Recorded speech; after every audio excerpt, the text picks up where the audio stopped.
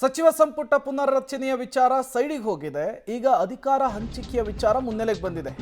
CM DCM ಮಧ್ಯೆ ಅಧಿಕಾರಕ್ಕಾಗಿ ಕಿತ್ತಾಟ ಜೋರಾಗಿದೆ. ಯಾವ ಬಣದಲ್ಲೂ ಗುರುತಿಸಿಕೊಳ್ಳದೆ ಕೆಲ ಶಾಸಕರು ತಟಸ್ಥರಾಗಿದ್ದಾರೆ. ಎರಡೂ ಬಣಗಳ ಸಹವಾಸ ಬೇಡ ಅಂಥೇಳಿ ಅಂತರವನ್ನ ಕಾಯ್ದುಕೊಂಡ್ರ ಕೆಲ ಶಾಸಕರು. ಪವರ್ ಶೇರಿಂಗ್ ಬಗ್ಗೆ ಏನಾದರೂ ಚರ್ಚೆ ಆಗಿದ್ರೆ ಬಗೆಹರಿಸುವಂತೆ ಹೈಕಮಾಂಡ್ಗೆ ಮನವಿ ಮಾಡುವಂತಹ ಸಾಧ್ಯತೆ ಇದೆ. ತಟಸ್ಥ ಗುಂಪು ಸಿಎಂ ಡಿಸಿಎಂ ಮಧ್ಯೆ ಅಧಿಕಾರಕ್ಕಾಗಿ ಕಿತ್ತಾಟ. ಹೈಕಮಾಂಡ್ ಬಣ ಅಂತ ಒಂದಿದೆ, ಅದನ್ನು ತಟಸ್ಥ ಬಣ ಅಂಥೇಳಿ ಕರೀತಾರೆ.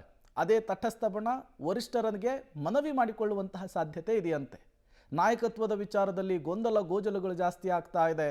ಒಬ್ಬೊಬ್ಬರು ಒಂದೊಂದು ರೀತಿಯ ವ್ಯಾಖ್ಯಾನ ಮಾಡ್ತಿದ್ದಾರೆ. ಬಗೆಹರಿಸಿ ಅಂತ ಹೇಳಿ ಏನಿಲ್ಲ, ಈ ಗೊಂದಲ ಏನು ಇರಬಾರ್ದು. ಹೈಕಮಾಂಡ್ ಏನು ತೀರ್ಮಾನ ಮಾಡ್ತಾರೋ ಮಾಡಲಿ.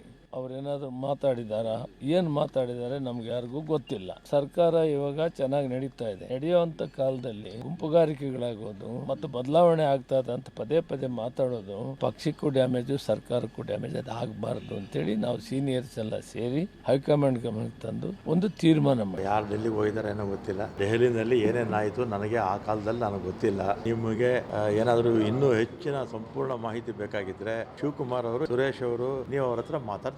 ದಲಿತ ಸಚಿವರುಗಳು ಒಂದು ಮೀಟಿಂಗ್ ಅನ್ನು ಮಾಡಿರುವಂತದ್ದು ಸರ್, ಏನೋ ಗೊತ್ತಿಲ್ಲ.